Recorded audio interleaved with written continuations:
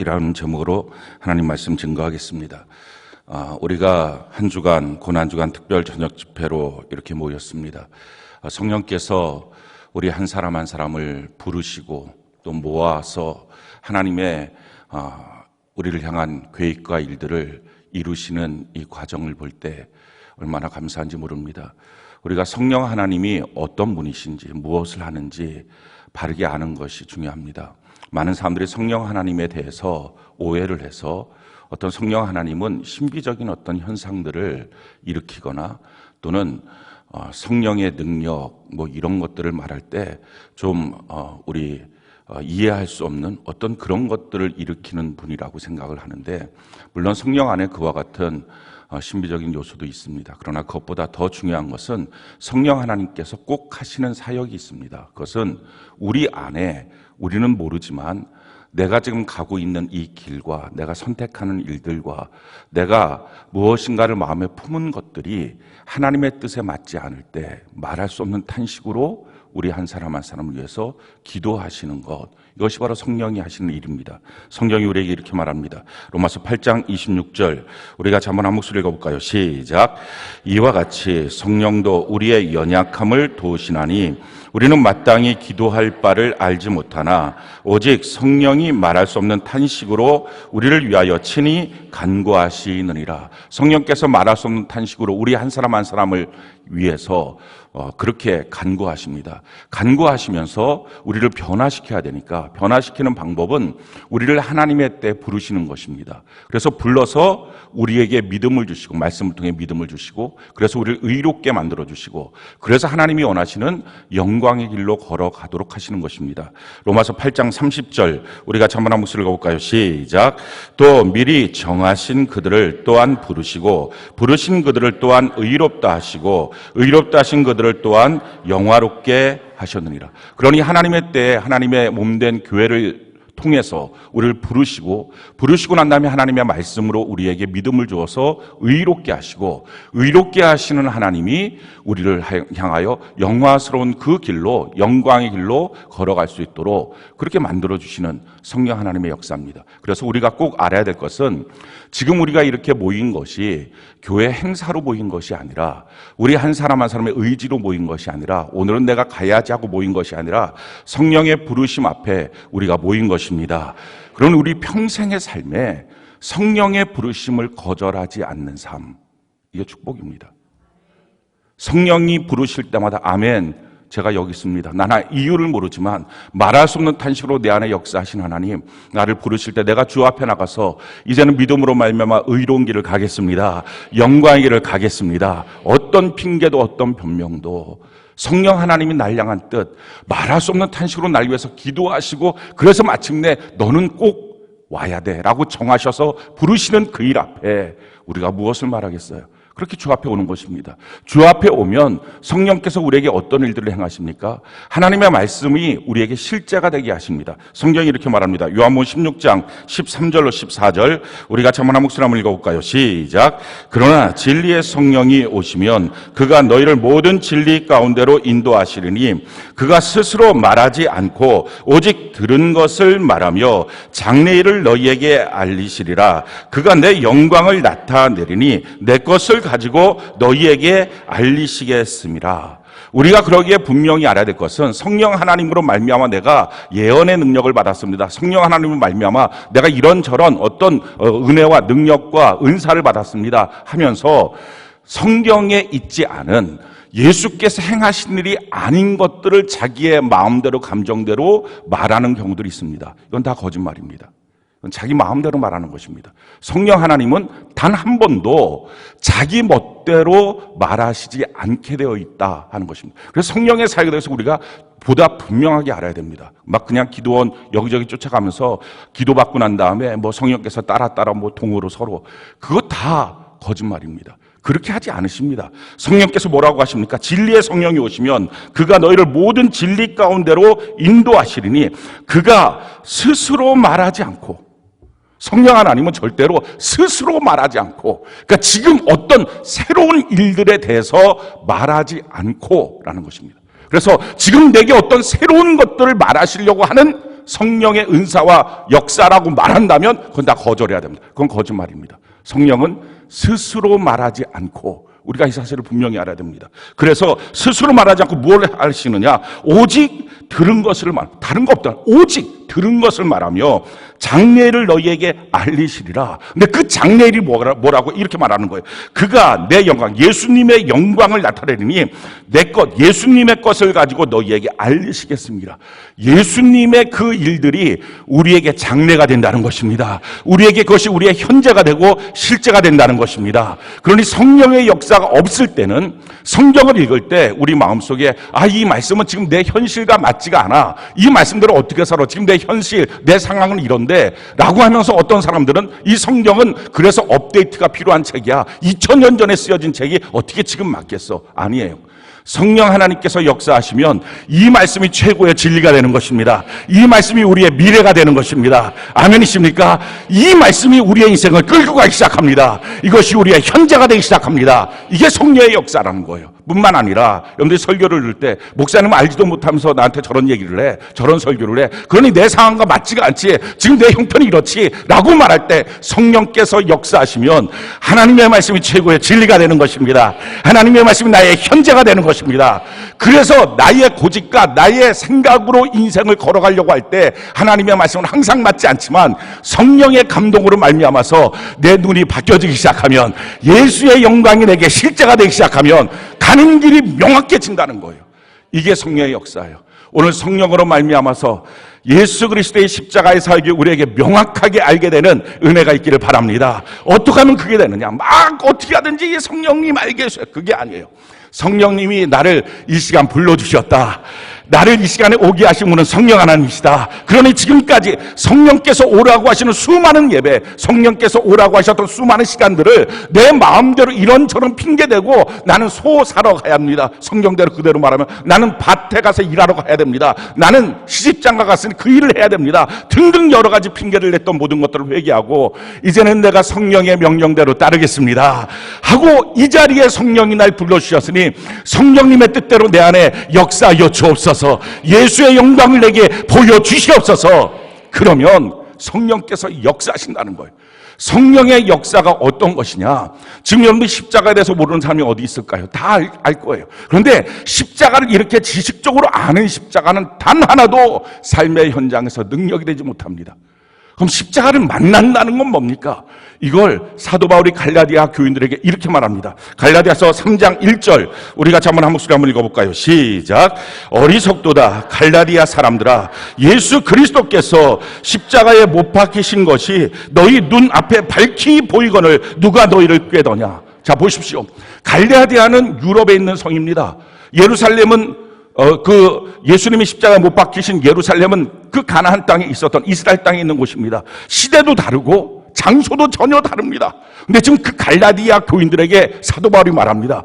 예수님이 십자가에 못 박히신 것을 너희 눈앞에 밝히 보고 있는데 왜 너희는 어리석게 꾀임을 당하고 있느냐 하는 말이에요. 전혀 시대도 다르고 전혀 장소도 다른 그들에게 예수님의 십자가의 목격자가 전혀 될 수도 없는데 그들에게 말하는 거예요. 너희가 십자가를 눈앞에 보고 있는데 왜 그러느냐? 사랑하는 성도 여러분, 성령께서 오셔서 십자가를 만나게 하시면 내 눈앞에 하나님의 그 십자가가 보여지는 것입니다. 이게 십자가를 만나는 거예요. 지식으로만 아는 십자가, 머릿속으로만 아는 예수, 그거 갖고서는 단 한 걸음도 제대로 신앙생활 할 수 없습니다. 사랑하는 성도 여러분, 정말 십자가를 만나셨나요? 이 갈라디아 교인들에게 지금 말하고 있는 것처럼 예수님의 십자가가 너희 눈앞에 밝히 보이거늘 혹시 그 십자가 흐려졌습니까? 그 십자가 만난 적도 없습니까? 그러니 아는 지식 갖고 신앙생활합니까?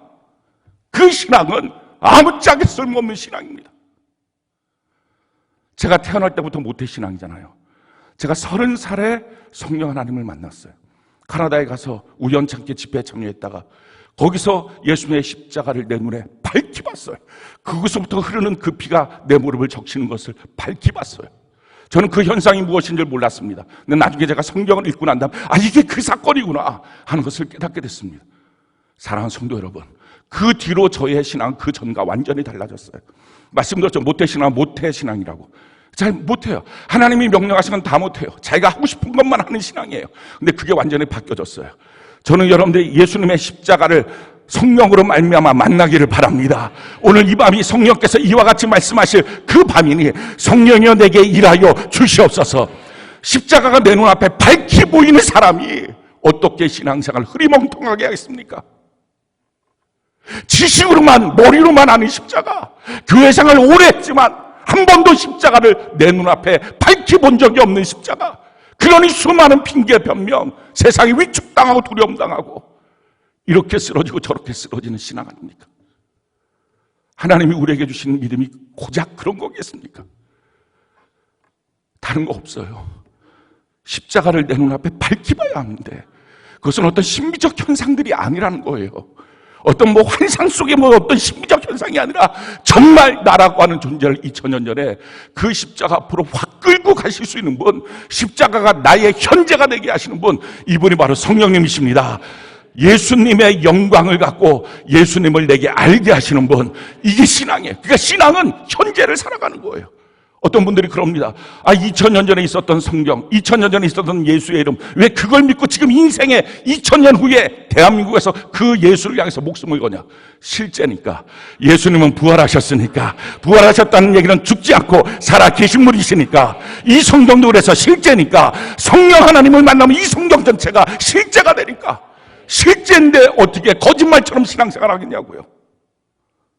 내가 돈 버는 것보다 실제고 내가 다른 사람들 만나는 것보다 십자가가 더 실제인데 어떻게 십자가에 대해서 내가 흐리멍텅한 신앙생활을 하겠냐고요. 오늘날 그리스도인들이 성령으로 말미암아 십자가를 만난 적이 없으니까, 근데 교회생활은 오래 했으니까 전통과 관습에 있을 뿐이고 말씀에 대한 지식은 있지만 그것이 전혀 능력되지 못하는 삶을 살고 있는 것입니다. 성령 하나님께서 우리를 불러주셨어요. 우리 안에서 말할 수 없는 탄식으로 기도하시다가 왜 그렇게 탄식하셨을까요? 우리가 어마어마한 큰 죄를 졌을까요? 우리가 정말 성령 하나님께서 원하신 그 길이 아닌 엉뚱한 길로만 가고 있었을까요? 그럴 수도 있었을 것입니다. 근데 정말 큰 문제는 예수를 믿는데 예수를 모르는 거예요. 예수를 믿는데 십자가를 모르는 거예요. 직분만 있지 정말 십자가가 있냐는 거예요. 장로, 권사, 집사, 목사 무슨 소용이 있냐는 거예요. 그게 정말 십자가를 만난 적이 있냐는 거예요. 그러니 말할 수 없이 내 안에서 성령이 탄식하시는 것입니다. 그리고 하나님이 정한 때에 하나님이 부르셔야 될 사람들을 부르신 것입니다. 아마도 이곳에 지금 모여있는 우리보다 더 많은 사람들을 성령께서 부르셨을 것입니다. 그러나 그들은 여러 가지 핑계를 대고 있었을 것입니다. 그래도 우리가 오늘 이 시간 이 자리에 모인 것, 성령 하나님 앞에 순종하여 모인 것이니 이제 깨닫고 성령님, 내 평생의 성령의 부르심 가운데 모이겠사오니 말씀하여 주시고 내 마음이 성령의 일터가 되게 하여 주옵소서. 그래서 정말 성령으로 말미암아 예수에 대한 바른 지식, 변질되지 않는 지식을 갖는 은혜가 있기를 바랍니다. 그것이 신앙생활이에요. 사랑하는 성도 여러분, 우리의 신앙생활을 지금 뭐라고 오늘 성경이 말하고 있습니까? 이렇게 말하잖아요. 갈라디아서 2장 20절, 우리 같이 한번 한 목소리 한번 읽어볼까요? 갈라디아서 2장 20절 같이 한 목소리 시작. 내가 그리스도와 함께 십자가에 못 박혔나니 그런즉 이제는 내가 사는 것이 아니요 오직 내 안에 그리스도께서 사시는 것이라. 이제 내가 육체 가운데 사는 것은 나를 사랑하사 나를 위하여 자기 자신을 버리신 하나님의 아들을 믿는 믿음 안에서 사는 것이라. 이게 신앙생활이라고요. 나를 사랑하사 자기 자신을 버리신 하나님의 아들. 이게 무슨 이해가 되고 상상이나 되는 말입니까? 하나님의 아들, 그분이 도대체 난 누군지도 모르는데 그분이 나를 어떻게 아셔서 그분이 나를 사랑하사 나를 위하여 자기의 몸을 버리신 그 놀라운 십자가의 사건, 이거를 내 눈앞에 밝히 보면서 하루하루 살아가는 삶, 이게 신앙생활이에요. 오늘 우리가 이것을 발견하지 못했다면, 또는 우리의 삶이 이것에 대해서 무뎌져 있다면, 우리가 다시 우리의 삶의 중심에 예수님의 십자가를 우뚝 세우는 은혜가 있기를 바랍니다. 나를 사랑하사 나를 위하여 자기의 몸을 버리신 하나님의 아들, 그분의 십자가를 내가 밝히 보면서 그렇게 걸어가겠습니다. 이게 신앙의 핵심이고요. 이게 신앙생활이에요. 그러니 이런 신앙생활을 하는 사람이 이것이 없이 사는 종교인이나 이것이 없이 사는 세상 사람과 어떻게 나타나는 현상의 반응이 똑같겠어요? 똑같은 게 이상한 것 아닙니까? 어떻게 뉴스를 보면서 똑같은 반응이 나오겠어요? 어떻게 세상의 풍조에 똑같은 반응들이 나오겠어요? 전혀 다른 삶입니다. 그런데 기독교의 삶을 대충 뒤섞어 만드는 이 혼합주의가 사람들에게 설득력 있는 이유는 성령으로 말미암아 예수의 십자가를 본 적이 없어서 그래요. 오늘 이 시간 우리를 불러주신 하나님 앞에 성령으로 말미암아 이 예수님의 십자가를 알고 만나는 은혜가 있기를 바랍니다. 우리가 이 십자가를 만나면요, 우리의 삶에 놀라운 승리가 나타나요. 그 승리를 하나님의 능력이라고 말해요. 그러니까 우리가 오해하고 있는 수많은 것들, 성령도 모르고 성령으로 말미암은 예수님의 십자가를 만나는 것도 못 해봤으니 능력이라 그러면 세상적 능력이라고 생각해서 어떤 막 그냥 힘을 내고 무엇인가를 갖고 소유하고 무엇인가를 얻고 더 높아지고 이런 것들이라고 착각해요. 그거 아니에요. 예수님의 십자가를 만나고 나면 우리가 이 땅을 살아가면서 승리자로 살게 되는데 그 승리자로 살게 만드는 힘을 준다. 그 힘이 십자가를 통해서 주는데 이게 바로 하나님의 능력이다. 성경이 우리에게 이렇게 말합니다. 고린도전서 1장 18절 우리가 한번 한 목소리 한번 읽어볼까요? 시작. 십자가의 도가 멸망하는 자들에게는 미련한 것이요 구원을 받은 우리에게는 하나님의 능력이라. 아멘. 이 하나님의 능력, 십자가의 도. 그러니까 세상 사람들이 이게 참 미련해 보이는데요, 우리는 이게 너무 큰 능력이 되는 것입니다. 이걸 소유하는 것입니다. 그래서 예수님을 내가 못 만났는데, 성령의 역사가 무엇인지를 경험을 못했는데, 십자가를 통해서 주신 하나님의 능력이 무엇인지를 모르는데 다 아는 것처럼 신앙생활 하지 마십시오. 교회를 아는 것처럼, 말씀을 아는 것처럼, 신앙을 아는 것처럼 신앙생활 하지 마십시오. 내가 다 아는데 그렇게 하는 거 이렇게 저렇게 성령을 통하여 예수님의 십자가를 눈에 밝히 보듯이 보고 사냐는 거예요. 모르면 모른다고 말하고 없으면 없다고 말하고, 그러니 이제는 성령님 난 있어야 되겠다고 갈망하는 것, 이게 진실한 신앙생활인 줄 믿습니다. 우리가 십자가를 만나게 되면 내 눈앞에 나를 사랑하사 자기 몸을 버리신 그 하나님의 아들, 그 십자가를 밝히 보고 나면 우리 세 가지에 대해서 넉넉히 승리합니다. 제일 첫 번째 승리는요, 세상에 대해서 이겨요. 세상이 우리에게 주는 게 뭡니까? 실패하면 초라함을 줘요. 성공하면 허무함을 줘요.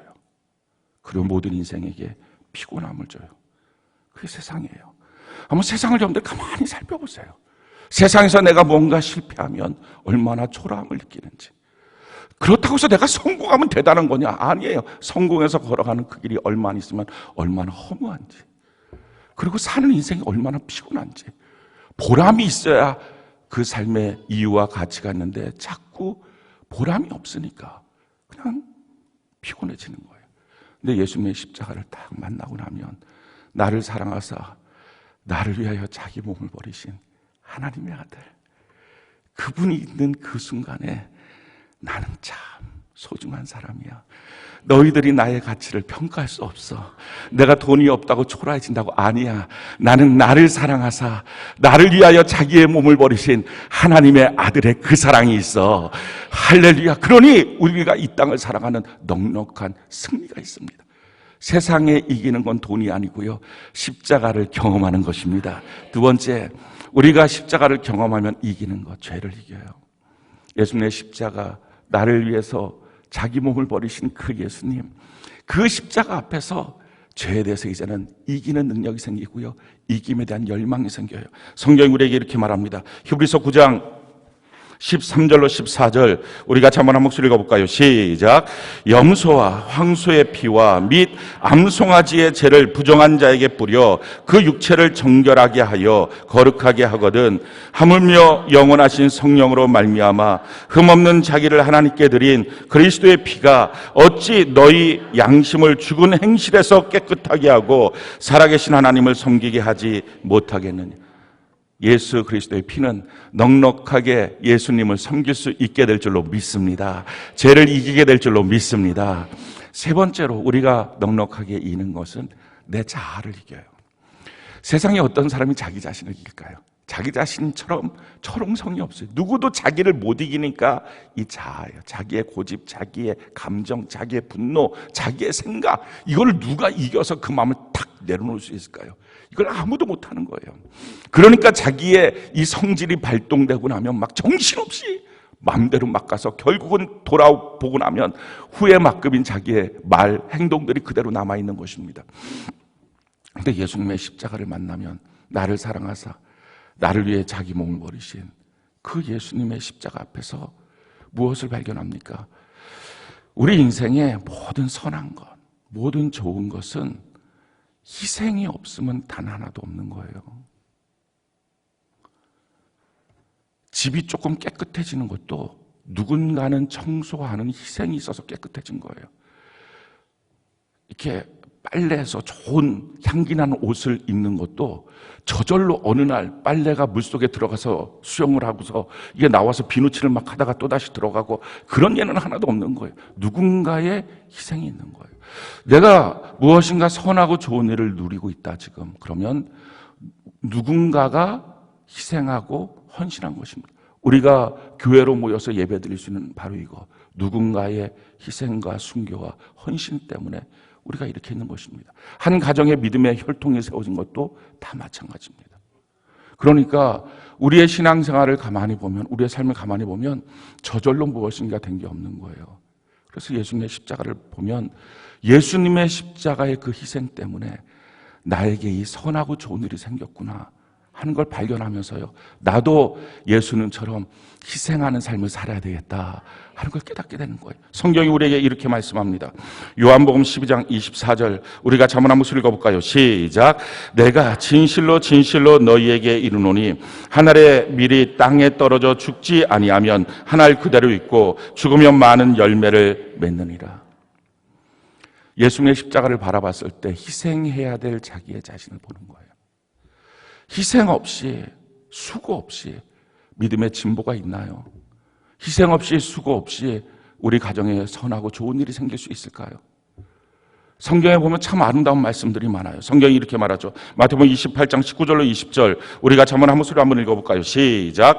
그러므로 너희는 가서 모든 민족을 제자로 삼아 아버지와 아들과 성령의 이름으로 침례를 베풀고 내가 너희에게 분부한 모든 것을 가르쳐 지키게 하라. 볼지어다 내가 세상 끝날까지 너희와 항상 함께 있으리라 하시니. 이 놀라운 하나님의 말씀, 대사명이라는 이 말씀도 우리의 희생으로 전도하지 않으면, 내 몸이 움직여지지 않으면 단 한 번도 이루어지지 않는 말씀입니다.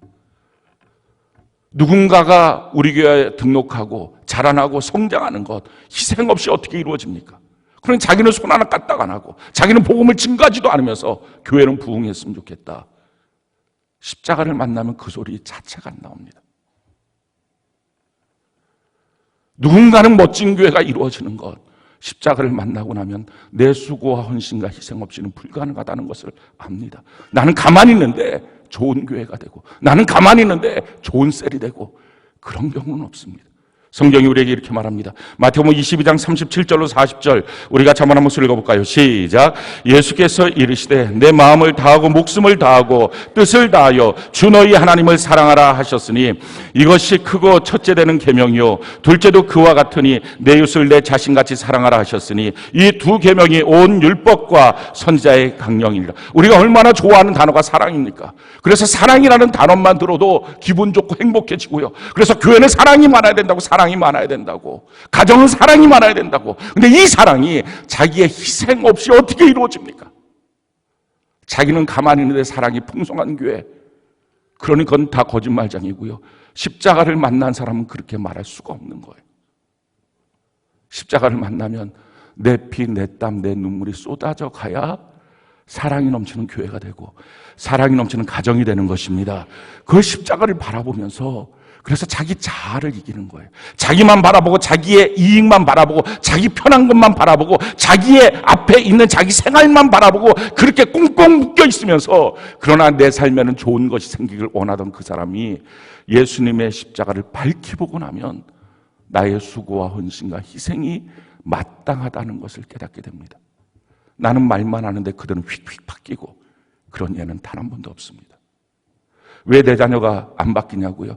나는 팔짱 끼고 말만 하고 명령만 하는데 내 자녀가 휙휙 바뀔 것 같습니까?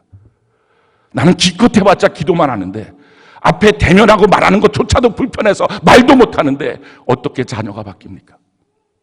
어떻게 가정이 바뀝니까? 성경은 우리에게 이렇게 말합니다. 갈라디아서 6장 7절로 9절 같이 한번 한 목소리 읽어볼까요? 시작. 스스로 속이지 말라. 하나님은 업신여김을 받지 아니하시나니 사람이 무엇으로 심든지 그대로 거두리라. 자기의 육체를 위하여 심는 자는 육체로부터 썩어진 것을 거두고 성령을 위하여 심는 자는 성령으로부터 영생을 거두리라. 우리가 선을 행하되 낙심하지 말지니 포기하지 아니하면 때가 이름에 거두리라. 아멘. 그래서 우리가 눈물을 흘리며 씨를 뿌려야 된다는 사실을 깨닫고 하는 것입니다. 그래서 십자가를 만나고 나면 주님, 내가 어떤 수고와 어떤 희생과 어떤 헌신을 내가 해야 될까요? 그래야 우리 가정이 선한 일들, 좋은 일들이 생길까요? 우리 교회 안에 그런 역사가 나타나고 이 사회 안에 그런 일들이 나타날까요? 우리가 이렇게 하나님 앞에 바로 설 수 있는 것입니다. 이것이 다 십자가를 통해 우리에게 주시는 하나님의 능력, 힘입니다. 이렇게 이길 수 있는 힘을 갖습니다. 그렇다면 십자가의 축복은 뭐예요?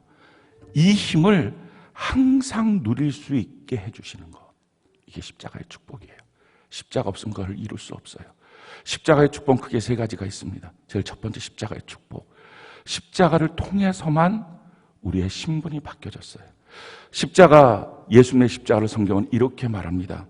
고린도 전서 5장 7절 우리 같이 한번 한 목소리 한번 읽어볼까요? 시작. 우리의 유월절 양 곧 그리스도께서 희생되셨느니라.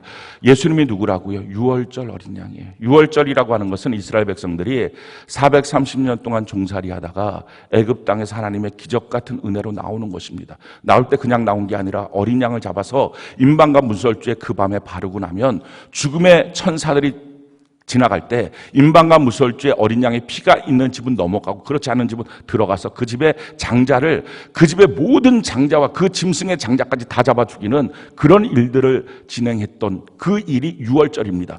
그래서 그 애굽을 사망으로 완전히 눌러놓고 이스라엘 백성들이 오롯이 나와서 가나안 땅에 들어가게 하신 것. 그러니 예수님의 십자가는 유월절 어린 양인데 사망의 세상에 묶여있는 나를 건져내서 천국 시민으로 만들어 주신 것입니다.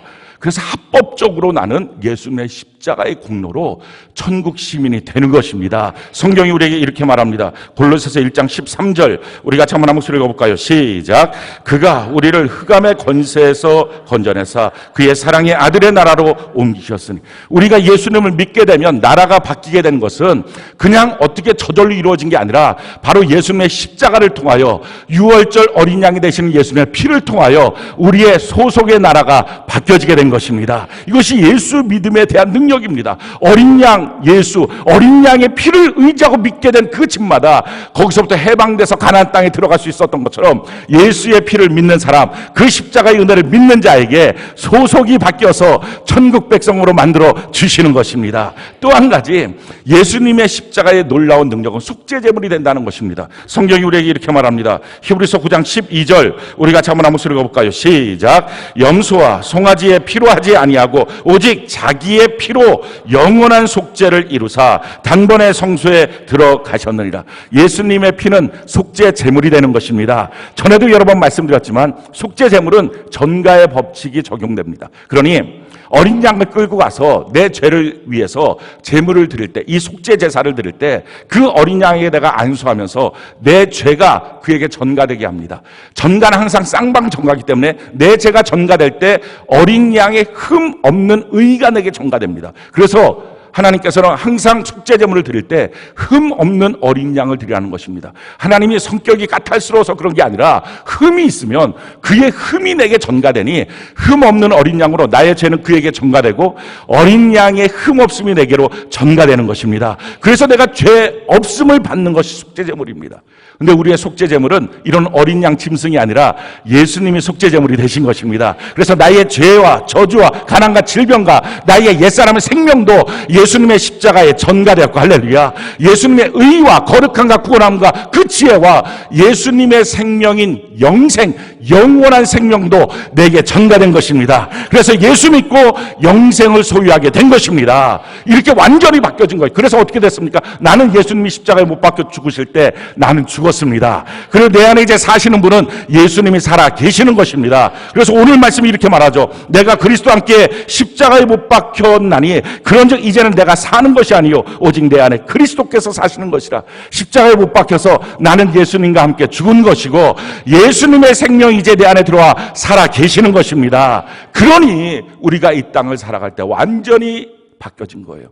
천국의 시민으로 바뀌어졌을 뿐만 아니라 소속이 천국 시민으로 살 수 있는 능력도 내게 주신 것입니다. 완전히 예수 그리스도가 내 안에 살아계시니 이와 같은 역사들이 우리 안에 이루어지게 된 것입니다. 그래서 우리가 이 땅을 살아갈 때 이런 완전한 변화 가운데 마지막 세 번째, 십자가를 통하여 우리에게 주신 것, 그것이 바로 교회예요. 가만히 생각해 보면요, 천국 시민으로 날 바꿨어요. 그리고 천국의 시민답게 이 땅을 살 수 있는 능력도 속죄를 통하여 전가의 법칙으로 내게 주셨어요. 근데 문제는 우리는 천국 시민으로 사는 법을 하나도 몰라요. 그건 살아본 적이 없는 거예요. 지금 우리가 살았던 삶은 다 세상 풍조에서 내가 원하는 대로만 살았던 거예요. 그러니까 이렇게 사는 삶이 아니라 천국 백성으로 사는 삶을 전혀 모르니까 그걸 가르쳐줘야 되는데, 그래서 주신 것이 성경입니다. 하나님의 말씀을 통해서 알라. 두 번째 주신 것이 성령이에요. 성령의 감동으로 성경을 보면서 우리가 가는 것입니다. 근데 문제는 그래도 한 번도 안 가본 그 길을 우리가 어떻게 혼자 그 길을 탁탁 찾아서 가겠어요? 이게 불가능해요. 그래서 주신 것이 뭐냐면은 바로 교회예요. 여러분, 예수님의 십자가의 그 피가 어디로 쏟아져서 무엇이 세워졌느냐? 그게 교회가 세워진 거예요. 성경이 우리에게 이렇게 말씀합니다. 사도행전 20장 28절 우리 같이 한번 소리 한번 읽어볼까요? 시작. 하나님이 자기 피로 사신 교회를 보살피게 하셨는, 하나님이 자기 피로, 하나님의 피로 사신 것, 이게 교회예요. 그러니 예수 그리스도의 십자가의 보혈이 우리에게 주신 놀라운 능력, 우리를 천국 백성으로 만드시고 천국 백성답게 살 수 있는 능력도 주시고 거기다 한 걸음 더 나가서 그 십자가의 보혈로 교회를 만들어 주신 거예요. 교회가 뭐예요? 예수님이 머리가 되시고 우리를 그 교회 몸의 지체로 만들어 주신 것입니다. 그래서 주님이 우리를 향해서 이렇게 말하는 거예요. 너희가 나의 몸이야. 얼마나 예수님이 알뜰하게 보호하시고 양육하시고 책임지시고 천국까지 인도하여 주시게 될 줄로 믿습니다. 예수님이 머리가 되고 우리가 그 몸이 되니 가장 안전한 곳, 세상에 가장 안전한 곳, 그게 바로 교회 공동체입니다. 이 교회 공동체는 물론 예배당은 아니에요. 그렇지만 우리 교회 공동체로 모이는 이곳이 음부의 권세가 이기지 못하는 곳입니다. 천국문이 열려있는 곳입니다. 하나님의 모든 각종 지혜를 우리에게 가르쳐 주시는 곳입니다.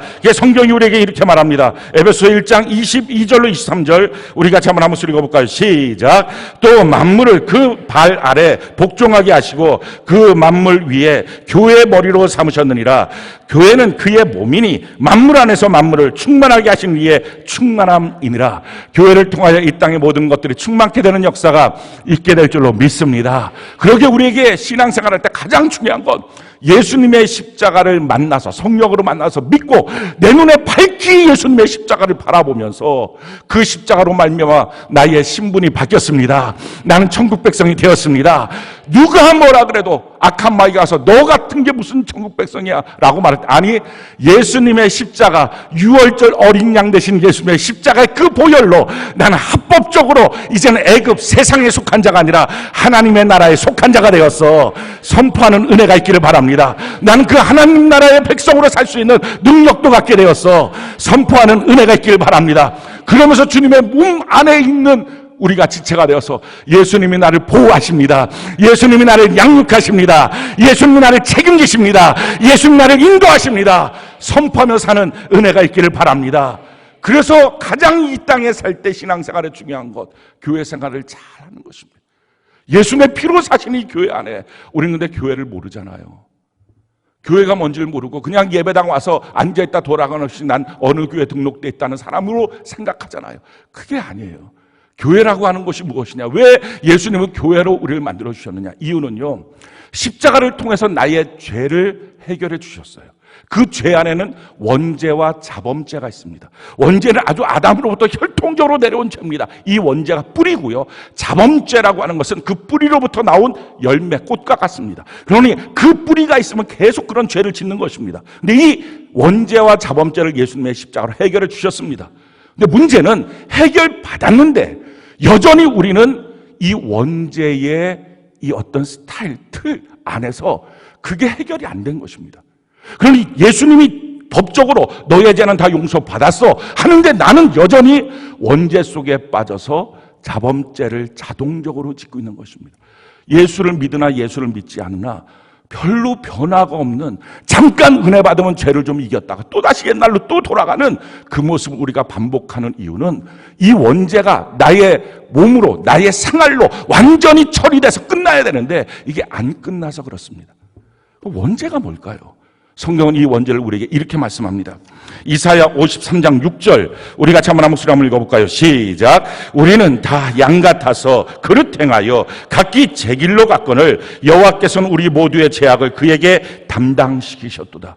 예수님의 십자가로 말미암아 처리된 나의 죄, 나의 모든 자범죄, 그럴 때 우리가 생각할 때는 도덕적, 윤리적인 죄 또는 신앙적인 죄, 교회 생활했던 죄, 이런 여러 가지 잘못했던 죄들을 다 머릿속에 떠올릴 것입니다. 그 모든 죄는 죄의 열매, 죄들, 자범죄입니다. 근데 정말 근본적인 원죄가 뭐냐? 성경이 이렇게 말해요. 우리는 다 양 같아서 그릇 행하여. 이게 원죄, 그릇 행하여. 하나님이 원하시는 것과 전혀 다른 방식으로 다른 길로 간 것, 그릇 행하여. 그럼 이 그릇 행한 게 무엇입니까? 각기 제 길로 간 거예요. 그게 원죄예요.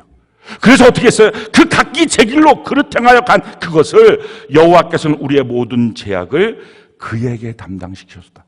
예수님이 십자가에서 못 박혀 죽으실 때, 우리의 죄를 담당하실 때 가장 근원적으로 담당하셨던 죄, 그게 원죄인데 그 원죄가 뭡니까? 각기 제 길로 간 죄. 그게 원죄예요. 이 죄를 주님이 담당하신 거예요. 각기. 우리 하나님 창조의 원리 가운데 혼자 있는 것이 좋지 않아서, 그러면 안 되어서 배필을 주어서 서로 동역하게 함께 있게 하셨는데 각기 죄가 들어오니까 다 갈라져 버렸어요. 그러니까 이 형제들끼리도 태어난 처음 가인과 아벨도 갈라서 살인할 만큼 다 부부간에도 다 갈라지고 각기 제 길로. 이게 사람의 본질이에요. 그래서 사람들의 본질은요, 개인주의, 이기주의, 이게 막 가슴속에 꽉 차 있는 거예요. 함께 있는 것이 너무 고통스러운 거예요. 각기. 두 번째 뭐예요? 제 길로. 자기가 판단하고 생각하고 자기가 옳다고 여기는 그 길로, 자기의 생각대로. 하나님 날 만드셨는데 하나님의 창조의 원리 가운데 그 하나님의 명령을 듣고 순종하고 살아야 될 내가 내 마음대로. 이게 원죄예요. 이게 모든 사람들이 갖고 있는 본능적인 죄입니다. 각기 제 길로. 혼자 있고 싶고 나 혼자 내 마음대로 이걸 처리하는 곳이 어디예요? 이게 바로 교회예요. 교회는 어떤 곳입니까?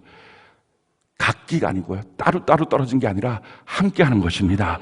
함께 상속자가 되고, 할렐루야, 함께 지어져 가는 것입니다. 함께 하나님의 은혜를 누리는 것입니다. 그래서 교회 공동체의 핵심, 그건 함께예요. 그러니 교회 생활 못하는 게 뭐예요? 혼자 있는 거예요. 셀 모임 안 가요. 셀 모임에 가도 자기 혼자 자기만 하고 그냥 끝나요. 그게 잘못 신앙생활. 평생 신앙생활에도 십자가의 능력, 십자가의 축복을 경험할 수 없는 거예요. 같은 말을 하고 같은 생각을 갖고 이게 함께가 돼야 되는데 그게 안 되는 거. 두 번째, 제 길로. 자기 생각, 자기 고집. 그래서 자기의 생각을 사로잡아 그리스도에게 복종시켜야 되는데 자기를 부인하고 자기 십자가를 지고 주님을 따라가야 되는데 자기 부인이 안 되는 삶을 사는 것입니다. 교회는 뭐 합니까? 자기를 부인하는 거. 할렐루야. 나라고 하는 존재가 아니라 예수의 몸의 지체가 되는 것. 나라고 하는 인격이 아니라 예수의 몸의 지체가 되는 것. 나를 부인하는 것. 내가 부인되지 않으면 교회 생활을 못하는 것입니다. 그러니 이걸 해주는 것이 교회예요. 교회 생활 잘하는 게 뭐예요? 이게 신앙생활 잘하는 거거든요. 나의 원죄의 부분들이 처리되는 것, 함께 하는 것, 내 고집대로 살지 않고 하나님의 말씀에 순종함으로 나의 생각을 사로잡아 주님 앞에 복종시키고 자기를 부인하고 사는 삶.